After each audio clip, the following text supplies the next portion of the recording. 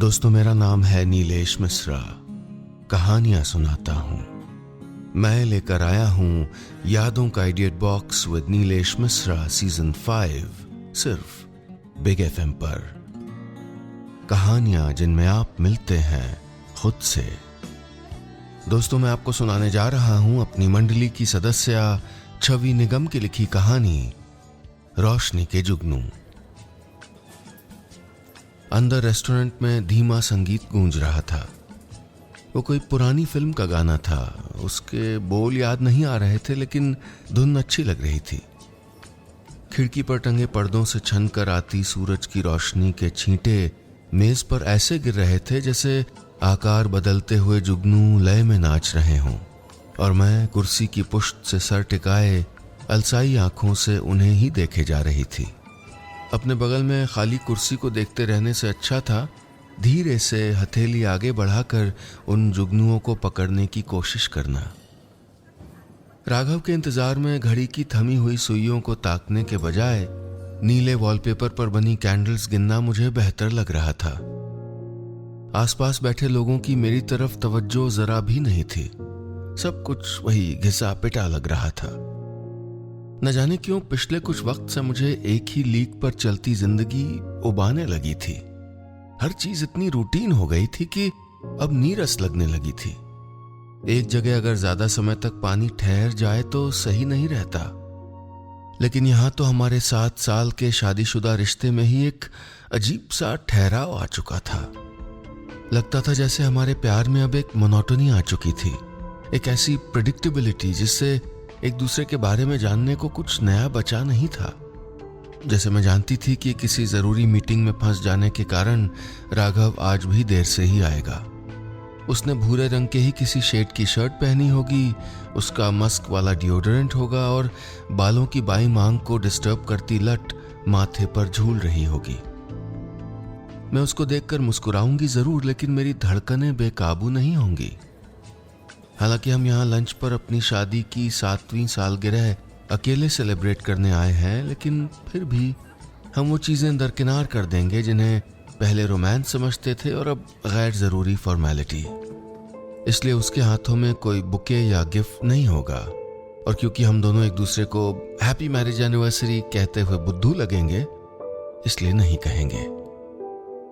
Menu पर सरसरी निगाहें दौड़ाते हुए वो पूछेगा, क्यों स्नेहा, थाली ही मंगाए ना?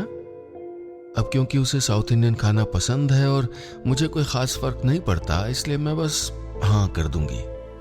फिर हल्की फुल्की बातचीत करते हुए हम अपने दोनों बच्चों की पढ़ाई लिखाई और शरारतों के बारे में, कॉमन गिफ्ट के तौर पर कौन सी ब्रांड की वॉशिंग मशीन ले जाए इस बारे में, किस वीकेंड में पार्टी की प्लानिंग की जाए वगैरह वगैरह डिस्कस करेंगे। फिर बच्चों के स्कूल से लौटने के पहले राघव मुझको घर छोड़ते हुए वापस ऑफिस चला जाएगा और हम दोनों अपने अपने घिसे पिटे रूटीन में बंध जाएंगे। ये सब सोचते हुए मुझे अचानक इतनी घुटन महसूस होने लगी कि मैंने जल्दी जल्दी लाइम सोडे का ग्लास खत्म कर दिया। फिर भी लग रहा था अंदर कहीं कुछ सुलग रहा था, जिसकी वजह से आंखें नम हुई जा रही थीं। एक गहरी सांस लेकर मैंने ब्लैक कॉफी ऑर्डर कर दी ताकि उसके कड़वे घूंट गटकते हुए मैं अपना ध्यान कुछ बटा सकूं। आखिर आज हमारी जिंदगी का बहुत खास दिन था। बड़ी मुश्किल से हमने वक्त निकाला था। इस वक्त इन ऊट पटांग ख्यालों के बजाय मुझे राघव को एक आध अच्छे मैसेज कर देने चाहिए थे। बच्चों की पसंद की 2-3 रेसिपी सोचनी चाहिए थी। कम से कम आज रेड लिपस्टिक का एक कोट तो लगा ही लेना चाहिए था। लेकिन ये सब करने के बजाय केवल कॉफी के मग को मैं धीरे धीरे घुमा रही थी, क्योंकि जिस बात को मैं भूल जाना चाहती थी वही बात आज जबरदस्ती याद आ रही थी। कभी कहीं पढ़ा था कि शादीशुदा जिंदगी के 7 साल गुजरते गुजरते पति पत्नी ऊबने लगते हैं और एक बदलाव की इच्छा होने लगती है। शायद 7 ईयर इच कहते हैं इसको। रोकते रोकते भी मुझे ख्याल आने लगा कि कहीं मेरे साथ भी ऐसा ही तो नहीं हो रहा। गर्म कॉफी मेरे हाथ पर छलक गई और होंठ भिज गए। ऐसा नहीं हो सकता। राघव को आज भी मैं उतना ही चाहती थी जितना 7 साल पहले, और मुझे तो आज भी वो वक्त याद था जब कॉलेज के फाइनल ईयर में हमारी मुलाकात हुई थी। नैपकिन से हाथ थपथपाते हुए मैं यादों में पीछे लौटने लगी। उस दिन कॉलेज में अचानक मेरे सर में माइग्रेन का दर्द उठा था। मैं दोस्तों को परेशान नहीं करना चाहती थी, इसलिए चुपचाप एक कोने में अकेली बैठी हुई थी।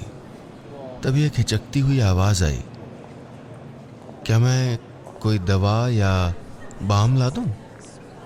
सर पे कसा दुपट्टा खिसकाते हुए मैंने दर्द से बोझिल पलकें खोली तो राघव को सामने देखकर हैरान रह गई। मैंने तो कभी क्लास में उस पर ठीक से ध्यान तक नहीं दिया था। हम बेमेल जो थे।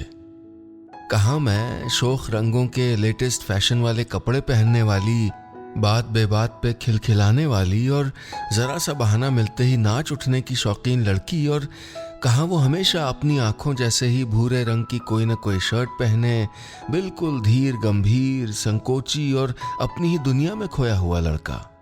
पर एक वही था जिसे मेरे दर्द ने छुआ था। मना करने के बाद भी वो चुपचाप मेरा सर तब तक दबाता रहा जब तक मुझे आराम नहीं आ गया था। फिर वो तो चला गया, लेकिन उसका ख्याल मुझे तब तक बेचैन किए रहा जब तक तिकड़मबाजी से मैंने अपनी सीट उसके बगल में न करवा ली। तब पहली बार उसकी मूंछों के नीचे से हल्की मुस्कुराहट झांकी थी और पहली बार मैं बेपरवाही से हंस नहीं पाई थी। राघव और मैं दुनिया के लिए दो अलग अलग ध्रुव थे, इसीलिए कॉलेज के मेरे दोस्त मजाक मजाक में मेरी जोड़ी कभी विकी के साथ बना रहे होते, कभी तपन या कभी शुभम के साथ। कोई नहीं जान पाया कि बला की चंचल और इम्पल्सिव मैं धीरे धीरे राघव के ठहराव की ओर खींची चली जा रही थी।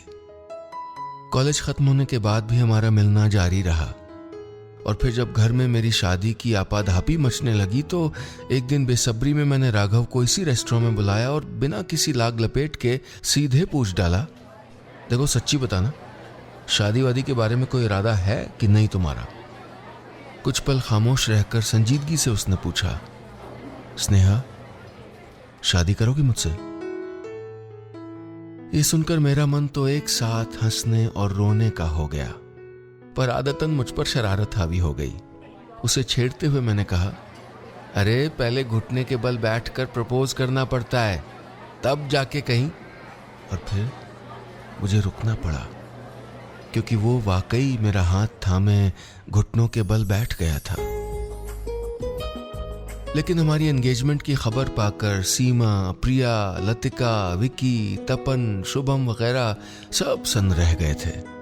लतिका ने तो चेतावनी तक दे डाली थी कि देख Sneha, Raghav is a nice guy, लेकिन तुम दोनों बिल्कुल अलग हो, कहीं ऐसा ना हो कि एडजस्ट करते करते तुम खुद को ही खो दो। विकी ने भी दिल टूट जाने की जबरदस्त एक्टिंग की, लेकिन राघव और मैंने जिंदगी साथ बिताने का फैसला ले लिया था। फिर तो वक्त किसी खूबसूरत चिड़िया की तरह उड़ता चला गया। शादी के शुरुआती दिनों से मेरी ही मनमर्जी चलती। कभी कोई अनजान गली लुभा जाती तो मैं उसे वहां खींच ले जाती, चलो ना राघव, देखें तो ये रास्ता आखिर कहां निकलता है। मुझे रोकने की उसकी कोशिश नाकाम होती और हम घंटों भटकते रहते। मैं नई नई रेसिपीज ट्राई करती और वो बेचारा बाद में छिप छिप के एंटासिड्स निगलता। लेकिन फिर बदलता वक्त धीरे धीरे मुझे ही बदलने लगा, और फिर बच्चों के आने के साथ ही पुरानी अलमस्त और बेपरवाह स्नेहा पूरी तरह गायब हो गई। पहले दिन में 100 मैसेज भेजने वाली मैं अब राघव को देर शाम लौटा देखकर रुआंसी होकर पूछती थी, अरे तुम आ भी गए? पहले अगर मेरा हेयर स्टाइल सेट न होता तो मैं घर के बाहर झांकती तक नहीं थी, और अब कभी बेमौके राघव पूछता, आइसक्रीम खाने चलें स्नेहा, तो मैं जल्दबाजी में पहने लाल सलवार और पीले कुर्ते पर कोई तोड़ा मुड़ा हरा दुपट्टा डाल के झट चल देती। और जब मैं उसे बेसुरी लोरी गाते हुए, बच्चों को थपकी देते हुए देखती तो आई लव यू कहने या सुनने से ज्यादा प्यारा लगता। यूं ही वक्त गुजर रहा था। अब तो बच्चे भी बड़े हो गए थे और जिंदगी अपने ढर्रे पर चलती चली जा रही थी। तभी मैं चौंक गई। राघव दरवाजे से अंदर आ रहा था।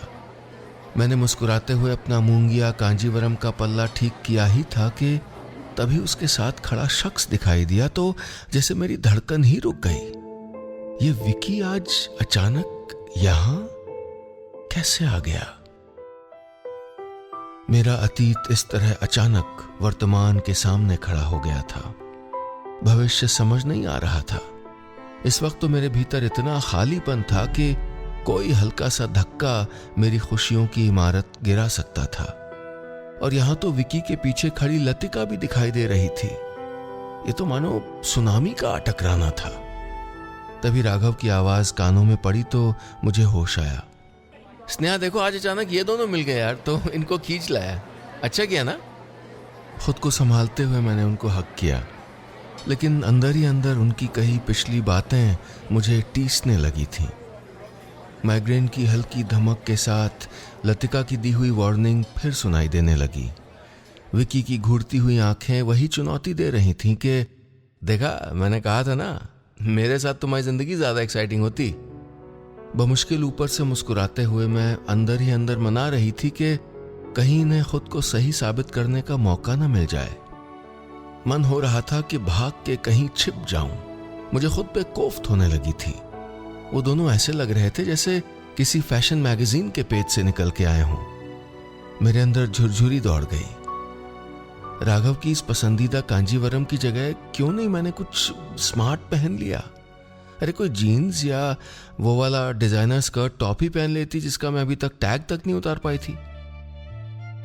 आज बावरी सी यहां दौड़कर जल्दी आने से बेहतर होता कि पहले पार्लर ही आती, या वो मेकअप के डिब्बे ही इस्तेमाल कर लेती जो पड़े पड़े एक्सपायर हो रहे हैं। कहीं ठुसे पड़े वो 10 इंच की एड़ी वाली सैंडल्स, वो कंधे को छूते झुमके, अरे कुछ तो आज निकाल के पहन लिया होता। पहले किस कदर तैयार हुआ करती थी, लेकिन राघव को तो मैं हमेशा और हर हाल में खूबसूरत ही दिखा करती थी। सो कुछ भी पहन लूं, कैसे भी तैयार हो लूं, उसे फर्क नहीं पड़ता था। फिर मुझे भी फर्क पड़ना कम होता चला गया। मैंने एक गहरी सांस ली।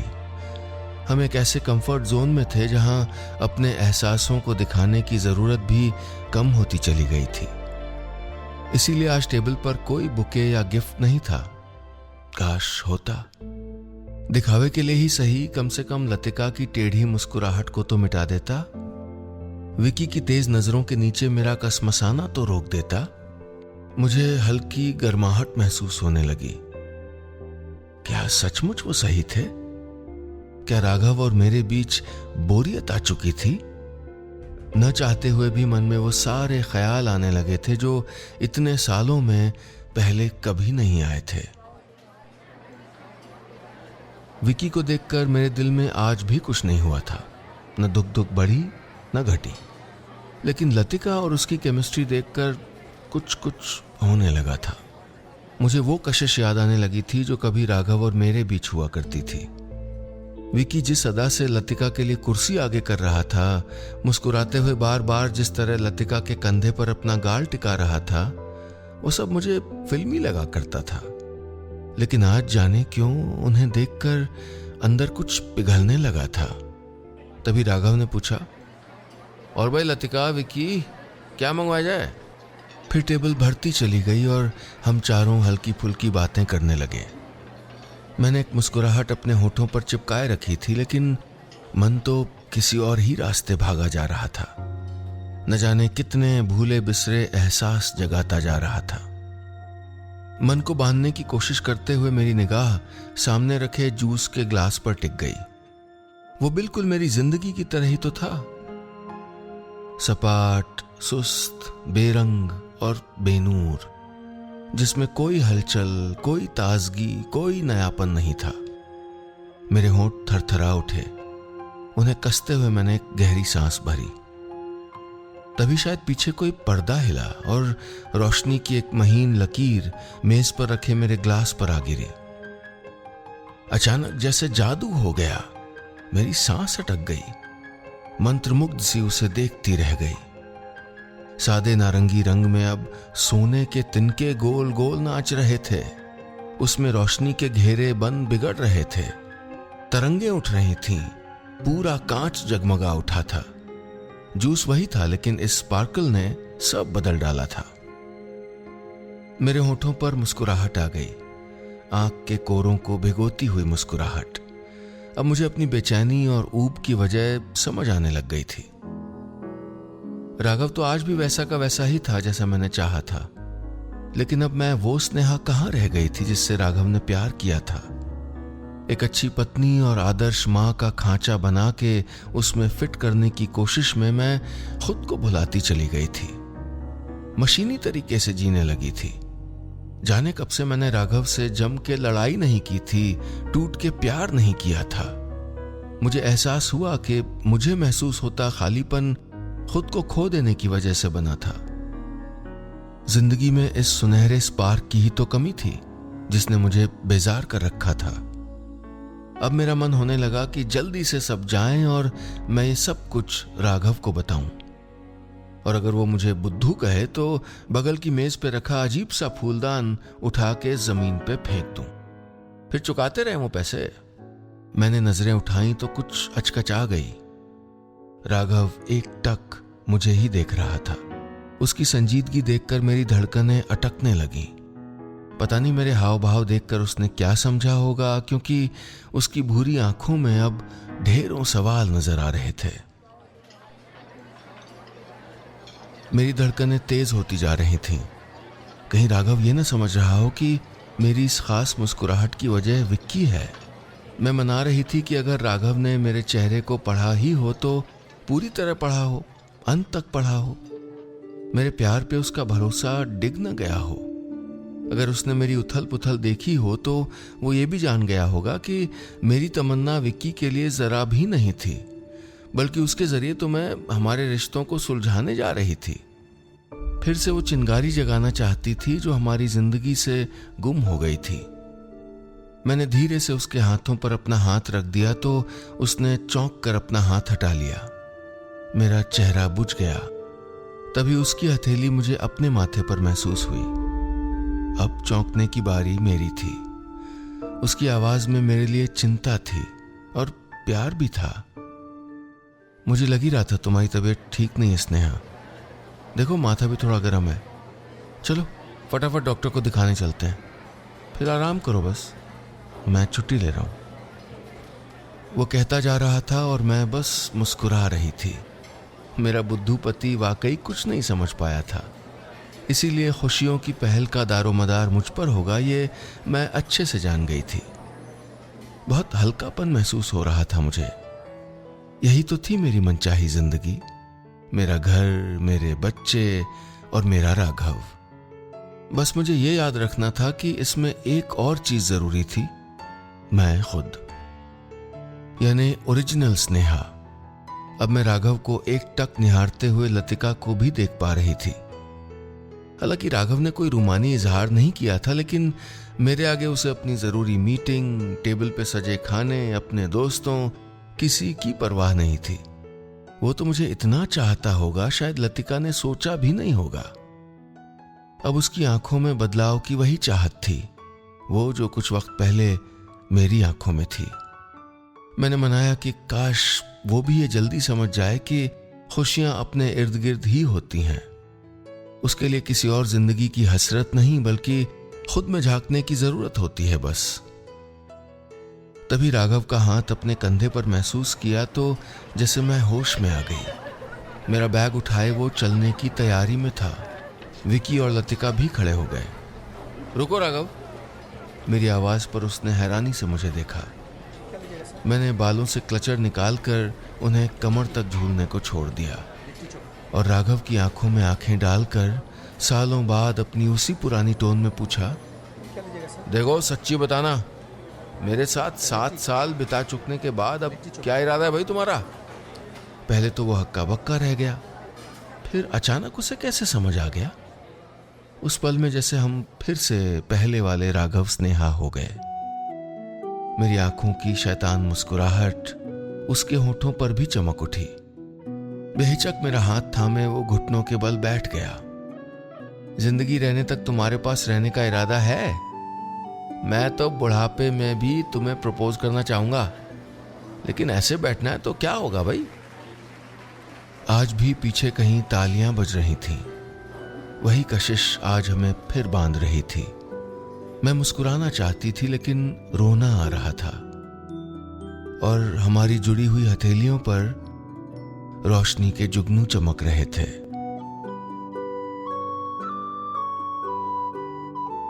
बस इतनी सी थी ये कहानी।